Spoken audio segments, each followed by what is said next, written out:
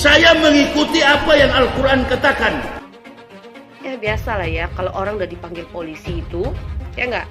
Nah, banyak banget deh tuh penyakit yang datang.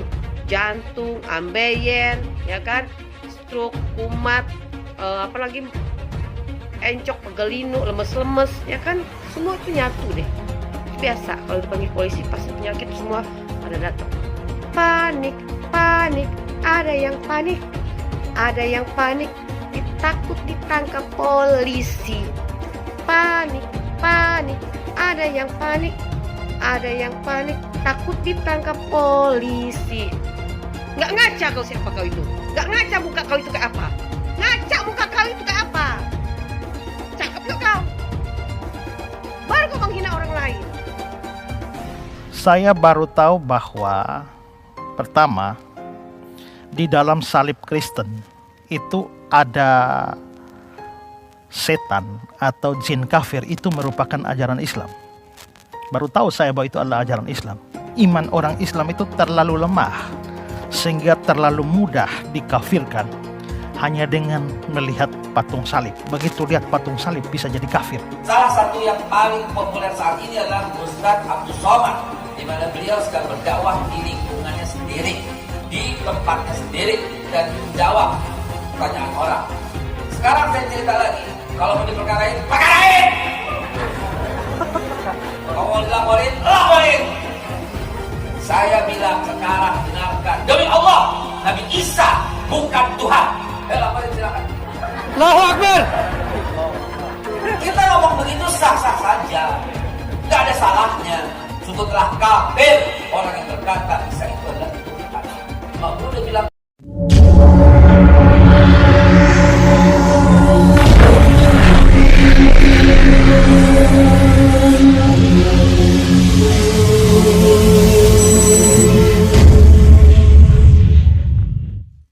Kira ya. Iya. Jadi ini skenario besar, dan kalau si Napoleon Bonaparte itu tidak peduli bahwa ini internasional itu jadi malu Indonesia pada internasional, karena ini kan dia nggak nyangka KC berani Pak, masalahnya Pak. Dia nggak memikir sampai sana Pak. Dia nggak berpikir KC berani. Makanya tadi kan statementnya si Ahmad Yani, si Jenderal Ahmad Yani-nya tadi kan statement. Kok bisa jadi berani sekarang? Dia kemarin sudah nggak berani loh. Kenapa sekarang jadi berani? Pasti ada yang mendukung. Iya, ya Nabi 26 yang mendukung, yang teriakin keras-keras, selantang-lantang yang pakai bukan 1 juta toa lagi, udah pakai 100 juta toa sekarang. Ya, itu. Jadi mereka nggak menyangka KC akan ngelaporin, Pak. Atau nggak mati. Mereka pikir KC itu bakal mati. Kalau mati kan gampang, Pak. Masuk peti aja langsung COVID. Ya, bisa dicari alasan yang lain-lain. Lebih mudah bunuh KC daripada membiarkan KC hidup. Tetapi sayang ada yang melerai di dalam, Pak. Ya. Ini ada informasi. Dilerai, Pak, sebenarnya, Pak. Kalau nggak sudah mati KC, Pak. Ya. Jadi terakhir itu makanya kalau nggak sudah mati, pasti sudah mati. Karena lebih mudah membunuh KC daripada cuman menganiaya biasa. Nah, ya, 2 jam disiksa, dipukulin sampai tulang rusuk. Itu ada yang melerai. Jadi ada yang menolong di dalam. Stop gitu kan. Ya tapi itulah ya. Semua kan sudah disiapkan. Pikir nggak mungkin lama sudah disiapkan semua. Sudah tanda tangan segala macam kan. Kalau terjadi sesuatu. Nggak nyangka KC buka suara. Wah. Nggak sengaja itu buka suara itu karena dipaksa Pak. Iya. Dan yang ya terus ada informan A1 itu pun tetap nggak mau ngelapor. Ada informan A1 ngasih tahu saya, ya akhirnya kita teriak sama-sama, ya akhirnya terbukalah semua informasinya. Nah ini masalahnya sekarang saya nggak tahu nih, informannya di telepon udah nggak bisa lagi. Saya yakin dia dicurigai yang melaporkan ke saya. Nah itu dah, biarkan aja dah. Oke, terakhir ya ini ya Pak Nugroho ya. Oke, terima kasih Pak. Ya luar biasa Pak Dalihan. Ya Pak Nugroho terakhir. Ya, terima kasih Pastor Paul Yusef Paulzang. Ya. Saya agak terlambat mengikuti pembicaraan di sini, tapi memang perkembangan demikian dinamis ya terkait Muhammad KC. Dari waktu ke waktu ada perkembangan yang harus selalu diikuti. Tapi saya heran, pengacaranya rasanya bergeraknya lambat. Sangat lambat ya. Ini suatu Jadi moga-moga Pak Saifuddin dengar nih ya.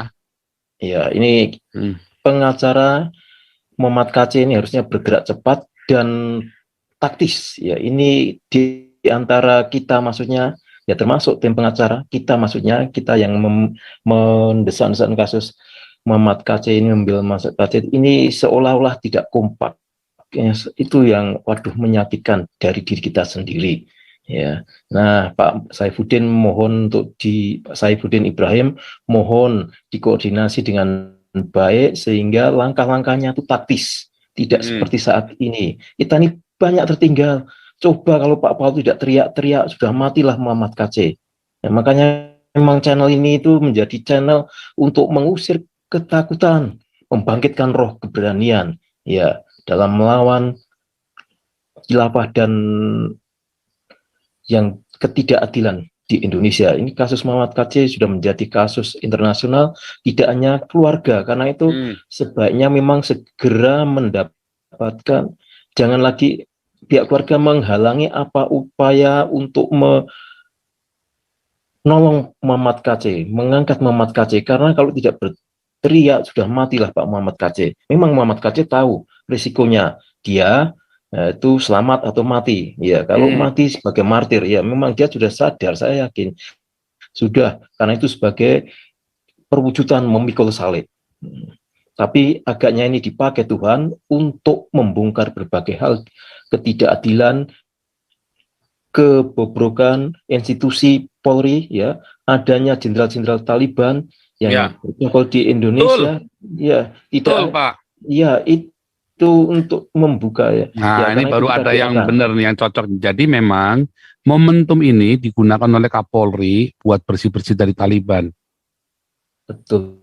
Ya, karena itu ya. Jadi yang siapa yang bantu si Napoleon siapa? Pasti anak buahnya, loyalisnya kan, Taliban semua. Wah, itu saya yakin itu pasti dicopot semua itu. Saya yakin. Karena nggak mungkin si Napoleon ini walaupun dia senior segala macam, tetap ada SOP yang harus dilanggar.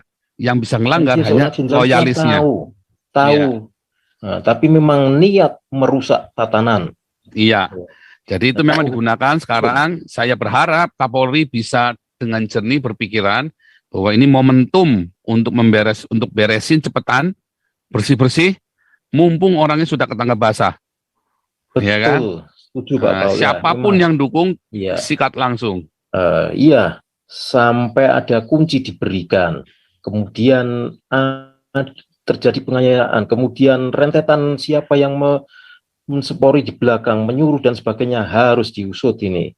Ya ini karena itu memang sebetulnya Bapak Kapolri memang dalam posisi sulit, tapi ini momentum yang paling bagus. Kemudian statusnya ini Napoleon Bonaparte, baiknya kawan-kawan jangan menyebut jenderal lagi, karena ini sudah tidak layak dia menyandang jenderal ya. Sebut saja Napoleon Bonaparte. Ya, kalau di Perancis Napoleon Bonaparte itu mendapat nama Jepol, ya, di sini aduh seorang penegak hukum melakukan tindakan melawan hukum jenderal lagi ya. Ya, itulah kalau sudah tahu.